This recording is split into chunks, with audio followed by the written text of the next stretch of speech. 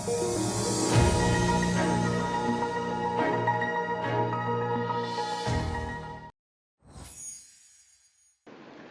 Excellency Syed Yousaf Raza Gilani, founding chairman of ISC and chairman of the Senate of Pakistan. Samdech Kem Hasan Abadai Techo Hun Sen, President of the Senate of the Kingdom of Cambodia. Samdech Maha Ratsapir Tikatapadai Kun Sadari, President of the National Assembly of Cambodia. His Excellency Secretary General of the Interparliamentary Speakers Conference, Honorables, Speakers and Presidents of Parliaments, distinguished guests, Excellencies, ladies and gentlemen. It is an honor and privilege for me to address this gathering at the opening sessions of the Second Interparliamentary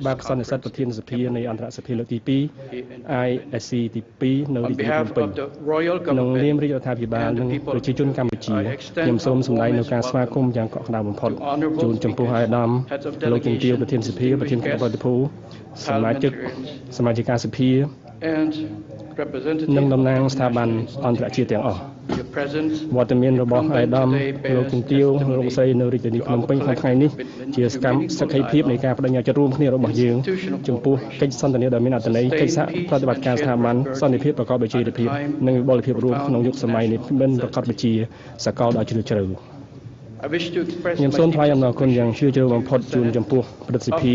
នៃប្រជាណាចក្រកម្ពុជាក្រោមការដឹកនាំដ៏ខ្ពង់ខ្ពស់របស់សម្ដេចអគ្គមហាសេនាបតីតេជោហ៊ុនសែនដែលបានរៀបចំសន្និសីទដ៏មានសារៈសំខាន់នេះឡើងនិងបានប្រមូលផ្ដុំថ្នាក់ដឹកនាំនីតិបញ្ញត្តិមកពីប្រព័ន្ធនយោបាយនិងទ្វីបចម្រុះគ្នាមកកាន់ទីនេះដោយសម្ដេចតេជោហ៊ុនសែននឹងថ្លែងលម្អិតអំពីភូមិសាស្ត្រនយោបាយសកលនិងភាពការអន្តរជាតិដ៏ស្មុគស្មាញព្រមទាំងទូនាទីការទូតសភាក្នុងការថែរក្សាកិច្ចសន្ទនានិងទំនុកចិត្តខ្ញុំសូមអនុញ្ញាតលើកយកទស្សនវិជ្ជាមួយផ្សេងទៀតដែលជាការបំពេញបន្ថែមដល់មូលបត្ររួមរបស់យើងនោះគឺសកម្មភាពរបស់រាជរដ្ឋាភិបាលកម្ពុជានិងការកសាងជាក់ស្ដែងនៃសន្តិភាពរបស់ប្រជាជាតិនីមួយៗ សន្តិភាពគឺជាបរិយាលក្ខខណ្ឌសម្រាប់ការអភិវឌ្ឍនិងភាពរីកចម្រើនសន្តិភាពចាំបាច់ត្រូវទទួលបានការការពារនៅលើឆាកអន្តរជាតិនិងលើច្បាប់ហើយត្រូវធានាឲ្យមានចីរភាពតាមរយៈស្ថាប័នដែលមានភាពធន់រឹងមាំជាងនេះទៅទៀតសន្តិភាពក៏ចាំបាច់ត្រូវប្រែក្លាយជាវិបុលភាពរួមនិងការរីកចម្រើនជាក់ស្ដែងនៃជីវភាពរស់នៅរបស់ប្រជាជនសម្រាប់កម្ពុជាទស្សនៈនេះកើតចេញពីប្រវត្តិសាស្ត្ររបស់យើងផ្ទាល់ ដែលយើងបានឆ្លងកាត់បទពិសោធន៍ពីសង្គ្រាមទៅសន្តិភាពពីសន្តិភាពទៅការអភិវឌ្ឍហើយជាពិសេសថ្មីៗនេះគឺពីការរំលឹកដល់ជឿចាប់មួយថាទោះបីជាសន្តិភាពត្រូវបានរក្សាឲ្យមានស្ថិរភាពយូរអង្វែងយ៉ាងណាក៏ដោយគឺយើងមិនអាចមើលស្រាលតម្លៃនៃសន្តិភាពបានឡើយសម្ដេចអាដាមលោកជំទាវសមាជិកសមាជិកានៃស្ថាប័ននីតិបញ្ញត្តិនិងភ្ញៀវកិត្តិយសទាំងអស់ប្រវត្តិដ៏ឈឺចាប់និងការរស់រានមានជីវិតឡើងវិញដ៏គួរឲ្យស្ញប់ស្ញែងរបស់ប្រជាជាតិកម្ពុជាបានផ្ដល់នូវសច្ចភាពជាមូលដ្ឋាននិងជាសកលមួយគឺសន្តិភាពជាដើមទុនដ៏មានតម្លៃបំផុតរបស់ប្រទេសជាតិសន្តិភាពគឺជាមូលដ្ឋានគ្រឹះដែលមិនអាចខ្វះបានសម្រាប់ការកសាងសេចក្តីថ្លៃថ្នូររបស់មនុស្សការលើកកម្ពស់យុត្តិធម៌សង្គមស្ថិរភាពស្ថាប័ននិងការរីកចម្រើនប្រកបដោយចីរភាពសម្រាប់កម្ពុជាសន្តិភាពដែលរកបានមកយ៉ាងលំបាកលំបិនគឺសម្រេចបានរយៈនយោបាយឈ្នះឈ្នះជាប្រវត្តិសាស្ត្ររបស់សម្ដេចតេជោហ៊ុនសែនក្នុងឆ្នាំ 1998 ដែលបានបញ្ចប់នូវចំនួនសោកនាដកម្មនិងការបែកបាក់ជាតិអស់រយៈពេលជាច្រើនទសវត្សរ៍ភាគលាភនៃសន្តិភាពដែលបានបង្កើតនូវលក្ខខណ្ឌសម្រាប់ការស្ដារប្រទេសឡើងវិញការកាត់បន្ថយភាពក្រីក្រការអភិវឌ្ឍហេដ្ឋារចនាសម្ព័ន្ធនិងការធ្វើសមាហរណកម្មកាន់តែស៊ីជម្រៅទៅក្នុងទីផ្សារតំបន់និងសកលលោកសន្តិភាពបានអនុញ្ញាតឲ្យសង្គមរបស់យើងអាចវិនិយោគលើវិស័យសុខាភិបាលផ្ដល់ភាពអង្អាចដល់យុវជនតាមរយៈការអប់រំនិងប្រែក្លាយប្រជាជាតិនេះទៅជាតួអង្គដែលចូលរួមយ៉ាងសកម្មនិងប្រកបដោយការទទួលខុសត្រូវខ្ពស់ក្នុងកិច្ចការអន្តរជាតិប៉ុន្តែនៅក្នុងឆ្នាំ 2025 បន្ទាប់ពីទទួលបានសន្តិភាពពេញលេញដោយគ្មានការរំខានរយៈពេល 26 ឆ្នាំដែលជាវដ្តនៃសន្តិភាពដ៏យូរអង្វែងបំផុតមិនធ្លាប់មានក្នុងប្រវត្តិជាង 500 ឆ្នាំរបស់ប្រជាជាតិយើងសង្គ្រាមបានវិលត្រឡប់មកវិញនៅតាមបណ្ដោយព្រំដែនដែលត្រូវបានទទួលស្គាល់ជាអន្តរជាតិរបស់យើងជាមួយប្រទេសថៃដោយបានគម្រាមកំហែងដល់អធិបតេយ្យនិងបូរណភាពទឹកដីកម្ពុជាអាយុជីវិតនិងជីវភាពរស់នៅត្រូវបានបាត់បង់ក្រុមគ្រួសារជាច្រើនត្រូវបានផ្លាស់ទីលំនៅហើយការវិវត្តនៅមូលដ្ឋានរងផលប៉ះពាល់ យ៉ាងធ្ងន់ធ្ងរបទឈប់បាញ់ត្រូវបានចុះហត្ថលេខាដោយថ្ងៃទី27ខែធ្នូឆ្នាំ2025ប៉ុន្តែស្ថានភាពនៅលើដីជាក់ស្ដែងនៅតែមានភាពផុយស្រួយដែលហេតុថាកម្លាំងយោធារាប់ពាន់នាក់កំពុងបន្តប្រជុំមុខដាក់គ្នានៅតាមបណ្ដោយព្រំដែននិងវិធានការបន្ថយភាពតានតឹងនៅមិនទាន់មាននៅឡើយបញ្ហាជាសារវត្តនោះគឺអធិបតេយ្យភាពនិងបូរណភាពទឹកដីស្របតាមច្បាប់អន្តរជាតិនិងកិច្ចព្រមព្រៀងដែលមានស្ដាប់នៅមិនទាន់បានដោះស្រាយបាននៅឡើយបើទោះបីជាភាគីទាំងពីរបានឯកភាពគ្នាក្រោមកិច្ចព្រមទីក្រុងកូឡាឡាំពូ KL Accord ចុះថ្ងៃទី26ខែតុលានិងសេចក្តីប្រកាសរួមចុះថ្ងៃទី27ខែធ្នូឆ្នាំ2025ដើម្បីអនុញ្ញាតឲ្យគណៈកម្មការចម្រុះខណ្ឌសីមាព្រំដែនគោកJBC ចាប់ផ្ដើមការងារខណ្ឌសីមានិងបោះបង្គោលព្រំដែនឲ្យបានឆាប់តាមដែលអាចធ្វើទៅបានដើម្បីកំណត់ខ្សែបន្ទាត់ព្រំដែនឲ្យបានច្បាស់លាស់រវាងប្រទេសទាំងពីរសម្ដៅទប់ស្កាត់វិវាទនាពេលអនាគតនិងជាការបើកផ្លូវឲ្យប្រជាពលរដ្ឋភៀសសឹកអាចត្រឡប់ទៅកាន់លំនៅឋានរបស់ពួកគេវិញប្រកបដោយសុវត្ថិភាពនិងសេចក្តីថ្លែងថ្នូរក៏គណៈកម្មការនេះនៅមិនទាន់បានអនុវត្តការងារទាំងនេះទេជាក់ស្ដែងប្រជាពលរដ្ឋខ្មែរភៀសសឹកជាង 20,000 នាក់នៅមិនទាន់អាចត្រឡប់ទៅកាន់លំនៅឋានរបស់ខ្លួនវិញបានឡើយលើសពីនេះកងទ័ពនៅតែបន្តកាន់កាប់ទីតាំងជាច្រើនចូលមកក្នុងទឹកដីកម្ពុជាហើយទាំងហួសពីខ្សែបន្ទាត់ព្រំដែនដែលខ្លួនបានទាមទារជាឯកតោភាគីថែមទៀតសកម្មភាពរបស់យោធាថៃដែលព្យាយាមបង្កើតនូវអង្គហេតុសម្រេចលើទីតាំងជាក់ស្ដែងក្នុងតំបន់ដែលខ្លួនកំពុងគ្រប់គ្រងដូចជាការរៀបលំឡាការដាក់ទូកុងតឺន័រនិងសាងសង់ហេដ្ឋារចនាសម្ព័ន្ធស៊ីវិលនិងយោធាព្រមទាំងការចេញបានកម្មសិទ្ធិដីធ្លីជូនប្រជាពលរដ្ឋមុនពេលកិច្ចការខណ្ឌសីមានិងបោះបង្គោលព្រំដែនត្រូវបានបញ្ចប់គឺជាក្តីព្រួយបារម្ភមួយយ៉ាងក្រៃលែងទោះបីជាប្រឈមនឹងបញ្ហាទាំងនេះកម្ពុជានៅតែប្រកាន់ខ្ជាប់ជានិច្ចនៅជំហរដោះស្រាយវិវាទដោយសន្តិវិធីដោយផ្អែកលើច្បាប់អន្តរជាតិសេចក្តីសម្រេចការពីពេលថ្មីនេះរបស់កម្ពុជាក្នុងការចាប់ផ្ដើមយន្តការផ្សះផ្សាដោយបង្ខំក្រោមអនុសញ្ញាអង្គការសហប្រជាជាតិស្តីពីនីតិវិធីសមុទ្រដើម្បីដោះស្រាយបញ្ហាព្រំដែនសមុទ្រជាមួយប្រទេសថៃគឺជាសកម្មភាពបញ្ជាក់យ៉ាងច្បាស់អំពីបំណងប្រាថ្នាដ៏ស្មោះត្រង់របស់យើងក្នុងការស្វែងរកដំណោះស្រាយមួយប្រកបដោយយុត្តិធម៌និងយូរអង្វែងដែលឈលលើមូលដ្ឋានច្បាប់អន្តរជាតិយ៉ាងរឹងមាំដំណោះស្រាយដោយសន្តិវិធីគឺជាផលប្រយោជន៍រួមរបស់ប្រទេសទាំងពីរហើយនឹងរួមចំណែកដល់សន្តិភាពនិងសេដ្ឋកិច្ចនៅក្នុងតំបន់ដំណោះស្រាយនេះនឹងការពីអធិបតេយ្យពង្រឹងទំនុកចិត្តអភិវឌ្ឍធនធានធម្មពលគ្រប់គ្រងការអភិវឌ្ឍនិងបង្កើនការឡើងនូវវត្តភាពថ្មីមិនត្រឹមតែនៅពេលបច្ចុប្បន្នប៉ុណ្ណោះទេប៉ុន្តែក៏សម្រាប់មនុស្សជំនាន់ក្រោយរបស់កម្ពុជានិងថៃផងដែរជំរុះព្រំដែនរវាងប្រទេសទាំងកម្ពុជានិងប្រទេសថៃមិនត្រឹមតែជាបញ្ហាទ្វេភាគីនោះទេប៉ុន្តែក៏ជាការព្រួយបារម្ភសកលផងដែរជំវិញការគោរពច្បាប់អន្តរជាតិធម្មនុញ្ញអង្គការសហប្រជាជាតិ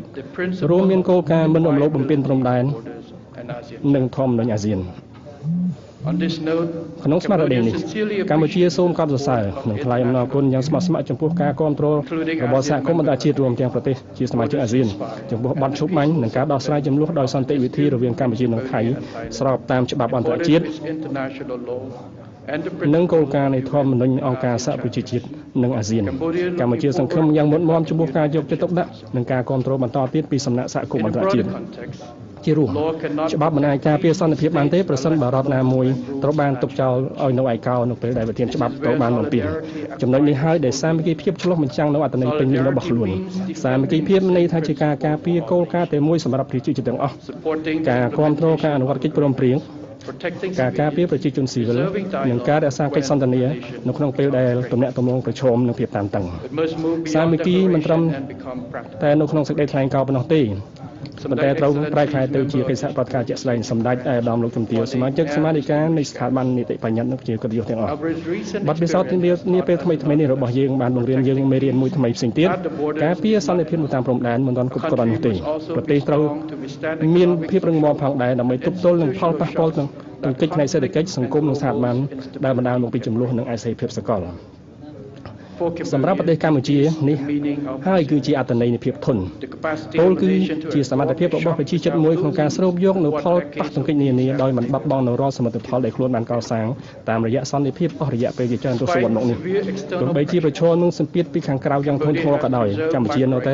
បន្តរក្សាបាននូវស្ថិរភាពម៉ាក្រូសេដ្ឋកិច្ចព្រមទាំងបានជំរុញល្បឿននៃការធ្វើពិពិធកម្មសេដ្ឋកិច្ចពង្រឹងផលិតកម្មក្នុងស្រុកនិងការវិនិយោគលើវិស័យ Logistics សន្តិសុខធម្មពលនិងការតភ្ជាប់នានាគោលបំណងរបស់យើងគឺច្បាស់លាស់កំណើនត្រូវតែរួមចំណែកពង្រឹងភាពធន់របស់ជាតិហើយការអនុវត្តភាពនេះត្រូវតែគ្របដណ្ដប់ទៅដល់ទាំងតំបន់ទីប្រជុំជននិងសហគមន៍ជនបទភាពធន់ក៏អាស្រ័យលើស្ថាប័នដែលមានប្រសិទ្ធភាព និងទំនុកចិត្តពីប្រជាពលរដ្ឋផងដែរដូច្នេះកម្ពុជាកំពុងធ្វើទំនើបកម្មរដ្ឋបាលសាធារណៈនិងប្រើប្រាស់បរិវត្តកម្ម Digital ដើម្បីធ្វើឲ្យសេវាសាធារណៈកាន់តែមានប្រសិទ្ធភាពតម្លាភាពនិងងាយស្រួលទទួលបានទោះជាយ៉ាងណាក៏ដោយកម្លាំងចម្បងបំផុតរបស់ប្រទេសជាតិមួយគឺស្ថិតនៅលើប្រជាជនរបស់ខ្លួនដូច្នេះរដ្ឋាភិបាលកំពុងវិនិយោគយ៉ាងសកម្មទៅលើការអប់រំការបណ្ដុះបណ្ដាលបច្ចេកទេសនិងជំនាញវិជ្ជាជីវៈការថែទាំសុខភាពនិងជំនាញ Digital ដើម្បីឲ្យយុវជនរបស់យើងអាចសម្របខ្លួនបង្កើតថ្មីប្រកួតប្រជែងនិងប្រឈមមុខនឹងអនាគតដោយភាពជឿជាក់សង្គមដែលមានភាពធន់ក៏ត្រូវតែការពារដល់ជនងាយរងគ្រោះដែលងាយរងគ្រោះនៅផលប៉ះទង្គិចនានាផងដែរជាការឆ្លើយតបកម្ពុជាបានពង្រីកការគ្រប់លំដាប់នៃប្រព័ន្ធគាំពារសង្គមពីប្រជាពលរដ្ឋចំនួន3លាននាក់ក្នុងឆ្នាំ2017កើនដល់ប្រមាណ 8.5 លាននាក់ក្នុងឆ្នាំ2026ការគាំពារនេះជួយថែរក្សាសេចក្តីថ្លៃថ្នូររបស់ពួកគេនិងជួយទប់ស្កាត់កុំឲ្យប៉ះទង្គិចផ្នែកសេដ្ឋកិច្ចវិវត្តទៅជាវិបត្តិសង្គមគោលការណ៍ដូចគ្នានេះក៏ត្រូវបានអនុវត្តចំពោះភាពធន់ទៅនឹងអាកាសធាតុផងដែរប្រទេសកំពុងអភិវឌ្ឍត្រូវការទទួលបាននូវយុត្តិធម៌និងហិរញ្ញប្បទានអាកាសធាតុបច្ចេកវិទ្យានិងសមត្ថភាពស្ថាប័នដើម្បីការពារប្រជាជនរបស់ពួកគេស្របពេលដែលពួកគេកំពុងបន្តស្វែងរកអន្តរកាលបៃតងប្រកបដោយយុត្តិធម៌ជាថ្មីម្ដងទៀតសាមគ្គីភាពត្រូវតែប្រែក្លាយទៅជាការអនុវត្តជាក់ស្ដែងទោះយ៉ាងណាក្តីភាពធន់មិនមែនជាគោលដៅចុងក្រោយនោះទេគោលបំណងរបស់ភាពធន់គឺដើម្បីការពារប្រជាជនរក្សាការអនុវត្តភាពនិងធានាថាផលប្រយោជន៍នៃសន្តិភាពនិងការអភិវឌ្ឍអាចសាយភាយទៅដល់សង្គមទាំងមូលចំណុចនេះនាំយើងឆ្ពោះទៅរកវិបុលភាពរួមសម្ដេចអាយដាមលោកជំទាវសមាជិកសមាជិកានៃស្ថាប័ននីតិបញ្ញត្តិនិងភ្ញៀវកិត្តិយសទាំងអស់នៅក្នុងនីតិកាលទី7នៃរដ្ឋសភារាជរដ្ឋាភិបាលបានដាក់ចេញនៅយុទ្ធសាស្ត្របញ្ញកោណដំណាក់កាលទី1ដែលជាផែនទីបង្ហាញផ្លូវដើម្បីតម្រង់ទិសការប្រែក្លាយកម្ពុជាឆ្ពោះទៅការសម្រេចបាននូវចក្ខុវិស័យឆ្នាំ2050គោលបំណងនៃយុទ្ធសាស្ត្រនេះមានវិសាលភាពលើសពីត្រឹមតែតួលេខស្ថិតិសេដ្ឋកិច្ចសំខាន់ទៅទៀតកំណែសេដ្ឋកិច្ចមិនមែនជាគោលដៅចុងក្រោយនោះទេកំណែនេះត្រូវតែបង្កើតការងារនិងប្រាក់ចំណូលអភិវឌ្ឍជំនាញនិងកម្ពស់ការទទួលបានសេវាចាំបាច់នានាពង្រីកចលនាភាពសង្គមនិងផ្ដល់ទំនុកចិត្តដល់ប្រជាពលរដ្ឋចំពោះអនាគតរបស់ពួកគេសន្តិភាពបានផ្ដល់លំហដល់រដ្ឋាភិបាលសម្រាប់ការវិនិយោគនិងការអភិវឌ្ឍប៉ុន្តែដើម្បីឲ្យសន្តិភាពអាចចាក់ឫសយ៉ាងរឹងមាំផលប្រយោជន៍នៃសន្តិភាពត្រូវតែស្ដែងចេញឲ្យឃើញនៅក្នុងជីវិតប្រចាំថ្ងៃរបស់ប្រជាពលរដ្ឋតាមរយៈផ្លូវថ្នល់ដែលតបជាប់សហគមន៍សាលារៀនដែលបើកឱកាសសម្រាប់យុវជនសេវាសុខាភិបាលដែលការពារគ្រួសារប្រព័ន្ធគាំពារសង្គមដែលការពារសេចក្តីថ្លៃថ្នូរនិងការងារដែលអនុញ្ញាតឲ្យប្រជាពលរដ្ឋអាចកសាងអនាគតបានសង្គមមួយដែលប្រជាពលរដ្ឋមួយផ្នែកធំមានអារម្មណ៍ថាត្រូវបានគេទុកចោលនិងងាយរងគ្រោះបំផុតនៅក្នុងគ្រាមានវិបត្តិផ្ទុយទៅវិញបរិយាបន្នឱកាសការពារជនងាយរងគ្រោះនិងចលនាភាពសង្គមនឹងជួយពង្រឹងការរួបរวมរបស់ជាតិដូច្នេះវិបុលភាពរួមមិនត្រឹមតែជាគោលដៅសេដ្ឋកិច្ចប៉ុណ្ណោះទេប៉ុន្តែសង្គមមួយវាគឺជាលក្ខខណ្ឌចម្បងមួយនៃស្ថិរភាពជាតិនិងសន្តិភាពយូរអង្វែងវត្តគឺមានភាពច្បាស់លាស់ណាស់សន្តិភាព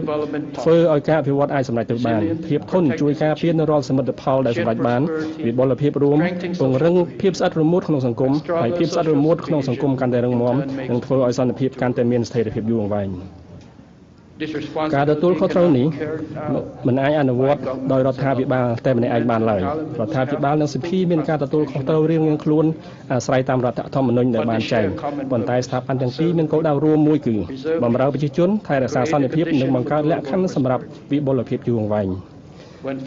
នៅពេលដែលច្រកការទូតផ្លូវការប្រជុំមុខនឹងភាពតានតឹងកិច្ចសន្ទនាសភាក៏អាចជួយថែរក្សាទំនាក់ទំនងនិងកសាងទំនុកចិត្តឡើងវិញបានផងដែរកម្ពុជាដែលធ្លាប់ជាអ្នកទទួលផលពីកិច្ចខិតខំប្រឹងប្រែងរបស់អន្តរជាតិក្នុងការស្ដារសន្តិភាពឡើងវិញពេលនេះបានក្លាយជាអ្នកចូលរួមចំណែកក្នុងការផ្ដល់នូវផលប្រយោជន៍សាធារណៈអន្តរជាតិតាមរយៈការ